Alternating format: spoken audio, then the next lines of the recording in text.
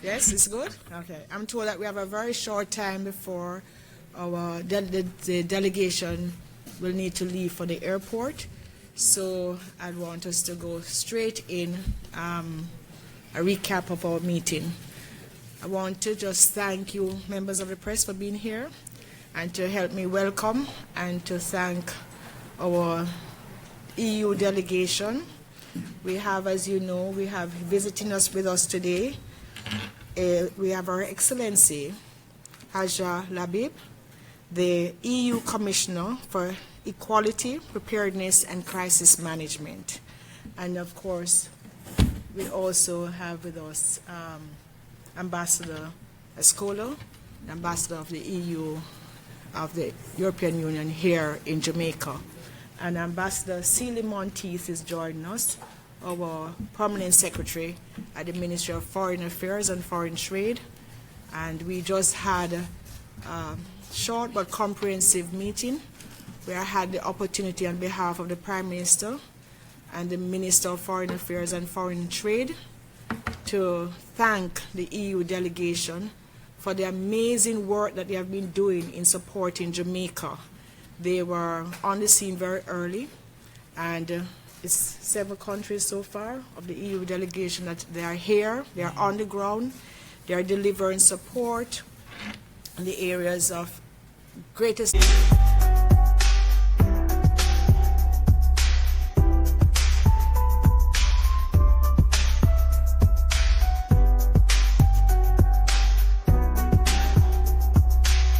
need, field hospitals, generators, logistical tracking systems, and every type of supply that is needed by the most hard-hit communities in the parishes that are quite devastated at this time. We expect to move from rescue and relief to rebuilding, and the partnership will continue throughout this process. We are very grateful to have the Commissioner here, and we'll ask the Commissioner to say a few words of the continued partnership with the European Union.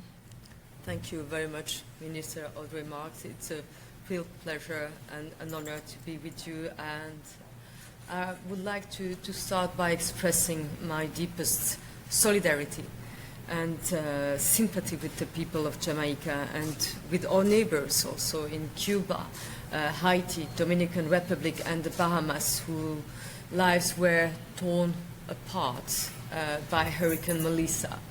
My heart goes out to all those who lost their loved ones, to the injured, and to everyone who lost homes and livelihoods. In just a few hours, Melissa destroyed what many built over a lifetime. And I'm thankful that I was given an opportunity to witness the destruction caused by the worst hurricane in history. I'm still very, very much impressed by what I saw. It was truly heartbreaking. And I would like also to acknowledge the remarkable resilience and leadership shown by the government of Jamaica in responding to this crisis. Your effort to coordinate relief and protect affected communities are really commendable. This disaster did not destroy your courage or your determination to rebuild, and the European Union stands with you in this dark hour.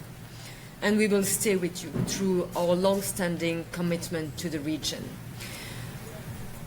From the very, very start, the European Union has closely monitored Hurricane Melissa, and we continue to mobilize support using all our response tools, from our Union Civil Protection Mechanism and Relief EU, our humanitarian emergency funding and capacities to ongoing projects through our humanitarian partners.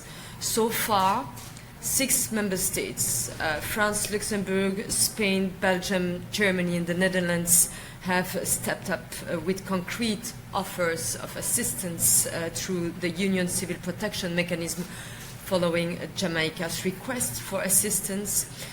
This support includes clean water and sanitation kits, shelter, emergency equipment, tools, protective gear, and even a fully equipped emergency medical team with a field hospital established in Falmouth and to the most affected areas.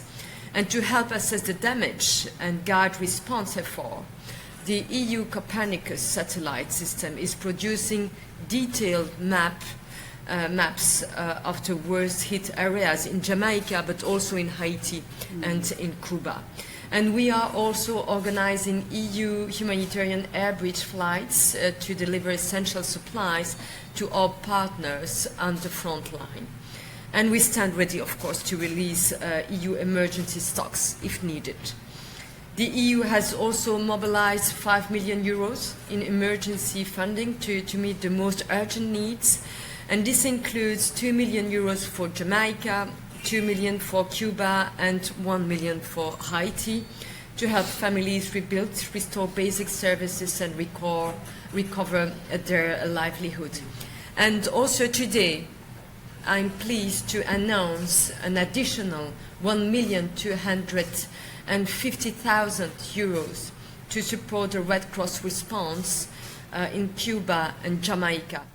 This includes funding to combat the outbreak of arboviruses in Cuba in areas hit by the hurricane. Earlier today, I met with our partners with whom we have been working day and night to help those hit hardest, bringing shelter, medical care, and essential supplies to those in need.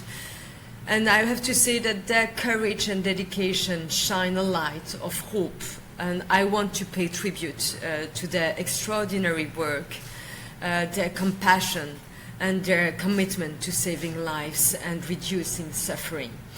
We have stayed in constant contact with our EU delegations in Barbados, also Jamaica, Haiti, and Cuba, along with our EU ECHO colleagues in the fields and national authorities to support preparedness and early action.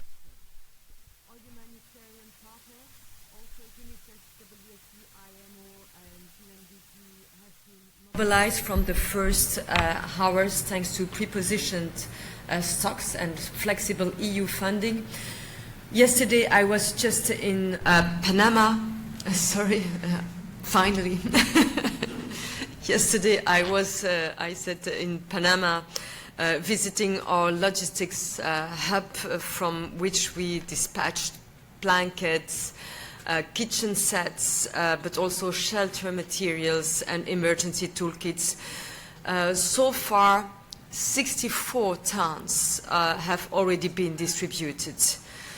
Of course, the situation is very complex. Many areas are still hard to reach, but our partners are doing their best to deliver aid fast, like water, food, shelter, and basic services for those who lost everything. To conclude, I have to say that this is European solidarity at its best. Friends standing together when it matters most. We will keep working side by side with authorities, with you, dear ministers, with EU member states and our humanitarian partners on the ground to make sure every family gets the help they need and no one is left behind. No storm, no hurricane, no disaster can rip apart the solidarity between the European Union and the Caribbean. Thank you. Thank you. Thank you. Thank you. Thank you, Commissioner Lahbib. I want to also say that because of the time constraints, we only will have time for 2 questions. None right away. Good comprehensive report, so we can say thank you very much for coming. And let me just specially thank you, Commissioner.